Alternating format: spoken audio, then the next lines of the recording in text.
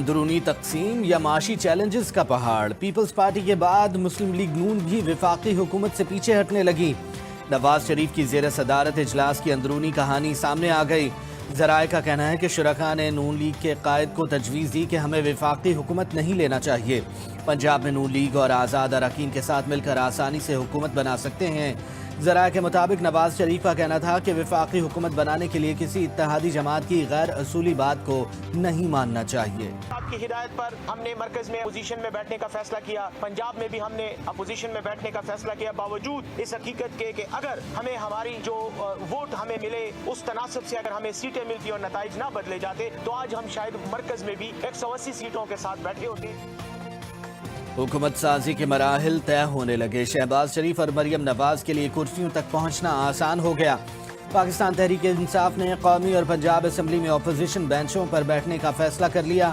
اسد قیصر کی قومی وطن پارٹی کے سربراہ آفتاب شیرپاؤ سے ملاقات، مبینہ دھاندلی پر دونوں جماعتوں کے تحفظات۔ تحریک انصاف نے ساتھ دینے کی اپیل کر دی۔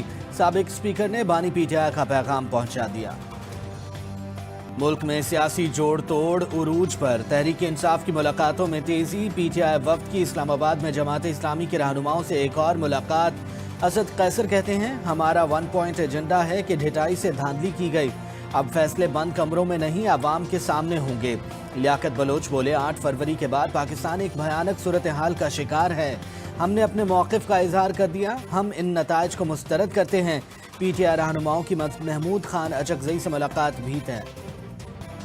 تحریک عدم اعتماد کے معاملے میں جنرل فیض کا نام غلطی سے لیا، مولانا فضل الرحمان نے مان لیا۔ سابق آرمی چیف اور جنرل فیض 2018 میں دھاندلی کے ذمہ دار۔ سیاست میں اسٹیبلشمنٹ کا رول نہیں ہونا چاہیے، ہم اسمبلیوں سے استعفے دے کر حکومت ہٹانا چاہتے تھے۔ پی ٹی آئی والوں سے بھی کہہ دیا دھاندلی آپ کے لیے ہوئی۔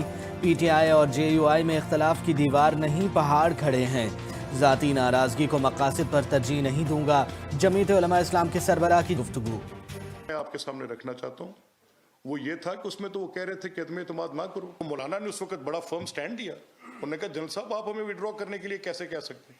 اگر تو یہ جنرل صاحب نے ڈلوائی تھی تو پھر وہ وڈرا کرانے کیوں آئے بیٹھے تھے؟ میں یہ کہہ رہا ہوں یہ مولانا نے توہین کی ہے باقی جماعتوں کی۔ مولانا فضل الرحمان پر سیاسی جماعتوں کی توہین کا الزام۔ سابق آرمی چیف جنرل باجوہ تو تحریک عدم اعتماد پیش نہ کرنے کا کہہ رہے تھے۔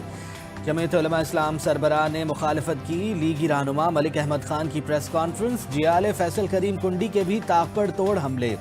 مولانا چلے ہوئے کارتوس قرار، بولے عدم اعتماد کا سب سے زیادہ فائدہ مولانا فضل الرحمان کو ہوا۔ اس عدم اعتماد کا سب سے بڑا فائدہ مولانا فضل الرحمان صاحب کو ملا۔ 4 وزارتیں، ڈپٹی اسپیکرشپ، پھر ان کو گورنر خیبر پختونخوا ملا۔ مزے لوٹنے کے بعد آج ان کو خیال آیا کہ ان کے ساتھ بہت بڑی زیادتی ہوئی ہے۔ اب مولانا صاحب جو ہے اس وقت چلے ہوئے کارتوس بن چکے ہیں۔ ایک الیکشن ہارنے کے بعد وہ کہتے ہیں کہ شاید ہم اسلحہ اٹھا لیں۔ مولانا فضل الرحمان نے اس حوالے سے کی ہے، معاملہ مکمل طور پہ اس سے مختلف ہے، مکمل طور پہ اس سے مختلف۔ اس وقت کے chief of the army staff general Bajwa صاحب نے تمام پاکستان کی قومی قیادت سے یہ درخواست کی تھی کہ ہم عدم اعتماد کی تحریک واپس لیں۔ عدم اعتماد کے حوالے سے مولانا کا بیان اور دعویٰ بے بنیاد قرار۔ ایم کیو ایم کنوینر خالد مقبول صدیقی کہتے ہیں مولانا فضل الرحمان جو بات کر رہے ہیں معاملہ اس سے مختلف ہے۔ انہوں نے سوال کیا کہ الیکشن کے بعد ایسی صورتحال میں اس طرح کے بیانات کا کیا مطلب ہے؟